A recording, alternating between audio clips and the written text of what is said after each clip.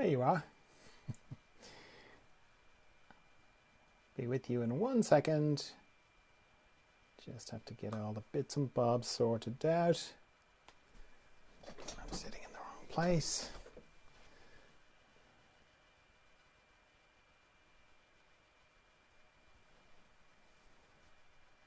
All looking good. Nearly there. Meditation's coming. Just bear with me. Okay, all good. How are you? Are you well? How's the day going? All right? Good. Me too. It's all right though if it's not going well. You know, every day isn't always brilliant, and that's all right too. I hope it's going well though. Time for some meditation. This isn't a class, it's just a chance to meditate together. These meditations that I do are part of the further emergence work, and I'll explain all about that when we're finished the meditation. So if you are used to meditating, that's brilliant. Can you hang on for a minute while I explain what I do, just for the benefit of people who are new to meditation? There's lots of different styles of meditation. This is what I do. For me, it starts with why I would meditate. I'm trying to connect with a part of me that I connect to every night when I'm asleep. Not the dreaming bit, the bit after dreaming. So I'm dreaming and then I drop out the bottom of dreaming into deep dreamless sleep, where I have no thoughts, I've got no memory, I've got no personality, I've got no body, I've got no possessions, I've got no country, nothing. I don't even have me, like I cease to exist, certainly in the way that I know I exist normally. Which, that sounds awful, doesn't it? That sounds like death. And yet I love going to sleep. And when I wake up in the morning, I feel refreshed. So some part of me knows that that is a good place that I go to. And that's where I want to go to when I meditate. I just want to do it consciously. So if you're new to meditation, don't try this lying down. Because if you lie down, you're just going to fall asleep. And if you don't fall asleep, you're going to battle sleep. Both of which are counter to what you're trying to do. So sit up. I encourage you to sit up. You don't have to sit in the lotus position or anything like that. You can just sit in a chair. Unless you're comfortable sitting in the lotus position, in which case far away. I'm just sitting in a chair. If you're going to sit in a chair, don't sit in a really comfortable chair that you might fall asleep in, because then you're back to that. So as I said, there's no thoughts there. So it's a place that my mind can't really get to. So I have to figure out some way of sort of parting the curtains of my mind to get through to this place.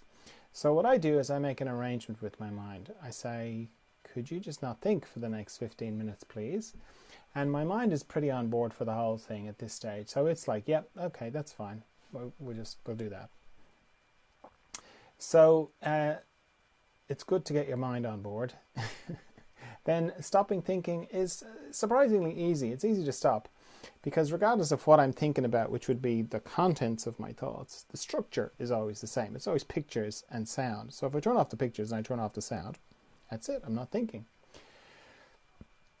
So as soon as I do that, I'm into the practice of meditation. Now, the practice of meditation runs parallel with the intention of meditation. So my intention is to go to this deep, mysterious place that I was talking about earlier on. The practice of meditation starts as soon as I stop thinking. And it pretty much goes, I'll stop thinking, turn off the pictures, turn off the sound. Then some time will pass and I'll discover that I'm thinking again. I go, oh, I'm thinking again. So I turn off the pictures and I turn off the sound. I bring myself back to not thinking. Then some more time will pass and I'll discover I'm thinking again. I go, oh, okay, I'm thinking again. So I turn off the pictures and I turn off the sound. I come back to not thinking. Then some more time will pass and I'll discover I'm thinking again, and so on. Just repeatedly, every time I discover that I'm thinking, bringing myself back to not thinking.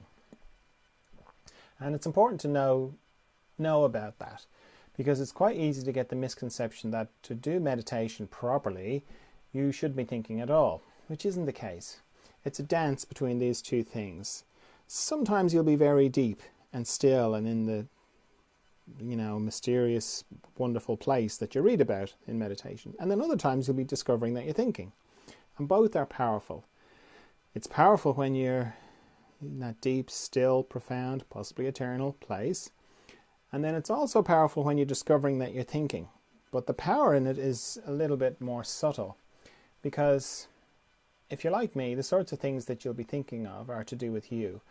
What did I do that for? What am I going to do about that thing? Why did I say that to that person? And so on.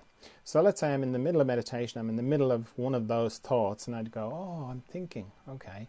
So turn off the pictures, turn off the sound. And make that thought stop. So indirectly what I'm saying to myself is, you know that thought that you had just an instant ago that you thought was you and you were it? Well, you just made that disappear. So you're not that thought. In fact, you're not any of your thoughts. You're something else. So that's very powerful. And then the fact that you do that repeatedly is very powerful as well. So it goes back and forth. The main thing is don't add to your thinking by thinking that you're doing it wrong. There's no set amount of times that you should be bringing your mind back to not thinking.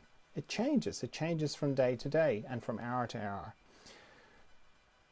The main thing is, every time you discover that you're thinking, bring yourself back to not thinking. If you do that, you'll be doing great. Now, while all that's going on, I'm also letting go of tension in my body, or I'm becoming more aware of my body, if it's another way of saying that. So I have a system for that. I scan my body from my head down to my feet and back up again, very slowly, very gently, and anywhere I find tension, I let it go. And I use my out-breath to do that, because it's natural to just breathe it away.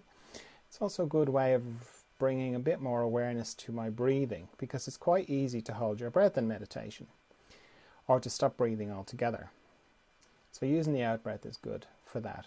The other thing is, when I'm scanning my body, I'm paying particular attention to any structures that go across or transverse in my body, because mostly my body runs longitudinally, head to toe. Anywhere that goes across has a tendency to accumulate tension. I think of it like a log going across a stream. You know, it picks up all the twigs and the branches and the leaves coming down the stream. Except in my body, it's tension. So I'm paying particular attention to my eyes, my jaw, my tongue, base of my neck, my shoulder girdle, my heart area, my respiratory diaphragm, my intestines, my pelvic floor, my hips, my knees, my ankles, and my toes. Having a nice quiet room is very helpful when you're starting out in meditation, because as soon as you close your eyes, your hearing amplifies. And one of the things that triggers thoughts are little noises, or little or big noises. So yeah, a nice quiet room where you're not going to be disturbed. That's very helpful. The other thing I do to help my mind have less things to think about is I set a timer for how long I'm going to meditate for. And I'm going to set my timer for 15 minutes. But if you're new to meditation, I would set yours for 5 minutes and then repeat that 3 times. Because 15 minutes is a long time if you're not used to it. All right. No questions? No. Okay, so off we go into the mystery.